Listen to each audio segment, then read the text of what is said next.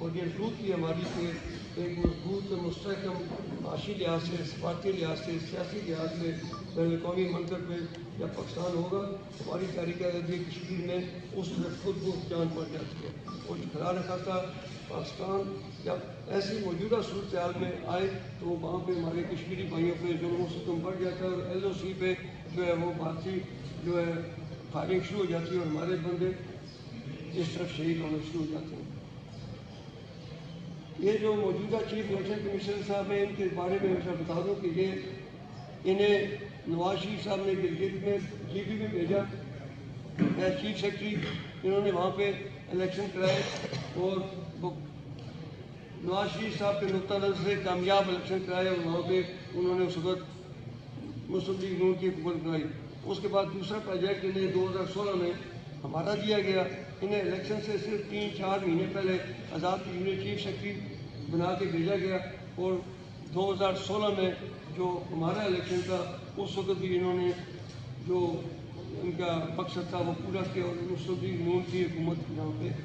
وہاں پہ بنوائی۔ اس کے بعد یہاں پہ انہوں نے یہ آگے چیف الیکشن کمیشنر تعینات کیا گیا، اور میں سمجھتا ہوں یہ وہی تسلسل ہے جو GB سے شروع ہوا، آزاد کشمیر سے ہوتا ہوا یہاں پہ آیا۔ آج ہم یہ جو پرسوں اپنا ججز نے 6 ججز نے ایک میں سمجھتا بلاسٹ کیا، ایک بہت بڑا پاکستان کی آئینی عدالتی تاریخ میں بہت بڑا وہ ہے۔ پہلے ایک آدھ جج کوئی ایسے کہتے جی نہیں یہ ٹھیک نہیں ہے، اب تو آپ 6 کے 6 ججز کو نہیں کہہ سکتے۔ تو میں یہ آج کشمیری ہونے کی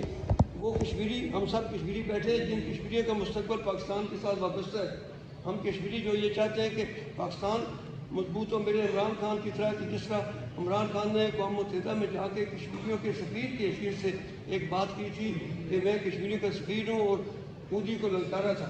عمران خان کے کریڈٹ پہ یہ بات دی جاتی ہے کہ اس نے کبھی مودی کو اس طرح نہیں بلایا کہ بغیر ویزے کا بلایا، جندال کو اس نے مری میں کبھی نہیں بلایا، اس نے سواریاں اور آموں کے تو پیٹیاں کبھی نہیں بھیجی، اور یہ عمران خان ہی تھا کہ جس کے دور میں جو ہے وہ کشمیریوں کی بات سنی گئی تھی۔ ہم یہ چاہتے ہیں کہ جو 8 فروری کو ایک الیکشن 8 فروری کو ہوا اور ایک 9 فروری کو اس کا جو ہوا، ہم چاہتے ہیں کہ 8 فروری کا جو الیکشن ہے بغیر انتخابی نشان کے، بغیر امیدواروں کی کمپین کے گرفتار تھے، کوئی رپوش تھے، کوئی زیر زمین تھے، کوئی انتخابی کیمپ نہیں لگانے دیا گیا تھا۔ ہم خود سارے پھر رہے تھے کسی کا، لیکن اس کے باوجود ہم پاکستان کے عوام کو یہ خراج تحسین پیش کرتے ہیں کہ انہوں نے ایک بہت بڑا مینڈیٹ خان صاحب کو دیا، اور یہ پوری دنیا میں یہ ماڈل ایک ایسا پر کے آیا کہ دنیا کی جو جمہوری طاقتیں ہیں، جمہوری ممالک ہیں، وہ اس ماڈل کو دیکھ رہے ہیں کہ یہ کیسے عمران خان نے جیل میں بیٹھ کے 5 اگست سے عمران خان گرفتار ہے، جیل میں بیٹھ کے کیسے عمران خان نے اس ماڈل ایسا ماڈل اپنایا کہ یہ تحریک انصاف پاکستان کی سب سے بڑی سیاسی جماعت بن کے ابھری ہے۔ ہم آج یہ مطالبہ کرتے ہیں کہ چیف الیکشن کمشنر اسلام آباد اور چیف جسٹس اسلام آباد اور ہائی کورٹ اور چیف الیکشن کمشنر ان دو ہم ایک کشمیری ہونے کی حیثیت سے، میں ایک وکیل بھی ہوں، اس حیثیت سے ہم مطالبہ کرتے ہیں کہ اب ان دونوں کا اس عہدے پر برقرار رہنا جو ہے وہ پاکستان کے مفاد کو، ریاست پاکستان کے مفاد کو جہاں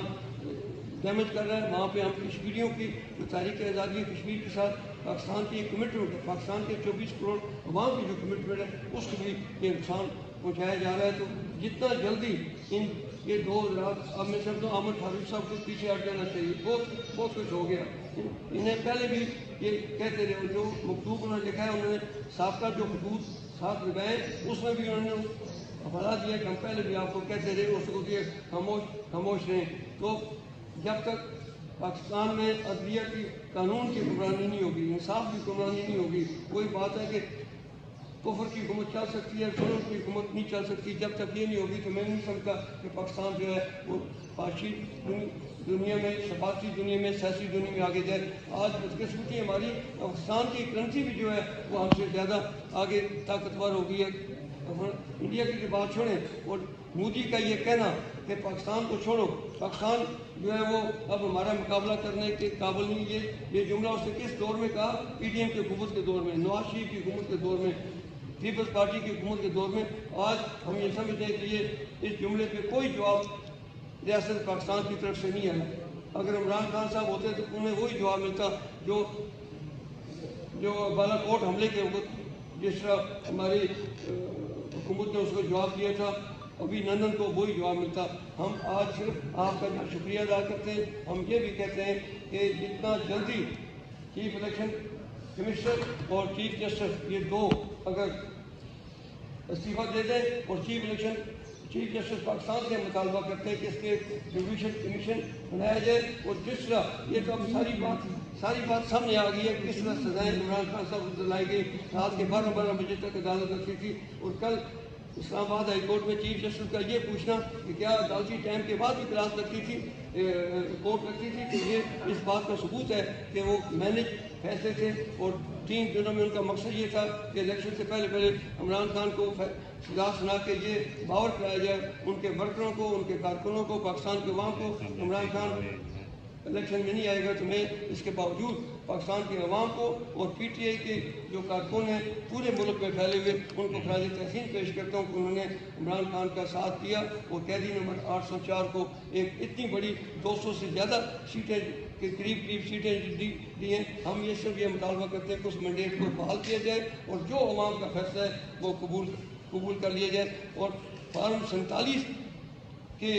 بنیاد پہ پھر ہارے ہوئے لوگوں کو جو ہے وہ نہ لے جائے۔ اور یہ آخری بات میں کہہ کے یہ ایسا وقت آ گیا ہے کہ جو انہوں نے فارم 47 کے جتوائے ہیں، فارم 47 کے وہ شرمندہ پھر رہے ہیں، اور جو ہمارے پی ٹی آئی کے فارم 45 کے جو ناکام کیے گئے وہ دلدلے کے ساتھ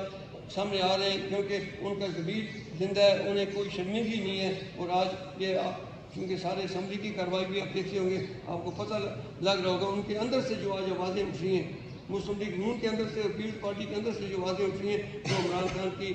حق کی جو موقف تھا اس کی سچائی کو از خود جو بیان کر رہی ہے، یہ وہی ہے کہ جس طرح فرعون کے گھر میں موسیٰ کی فرش ہوئی تھی مشن، تو یہ وہی وقت آ گیا ہے کہ آج عمران خان کی گواہی اس کے مخالف کیمپ سے بھی آ رہی ہے۔ آپ کا بہت شکریہ۔ آپ نے فیصل نصیر کا ذکر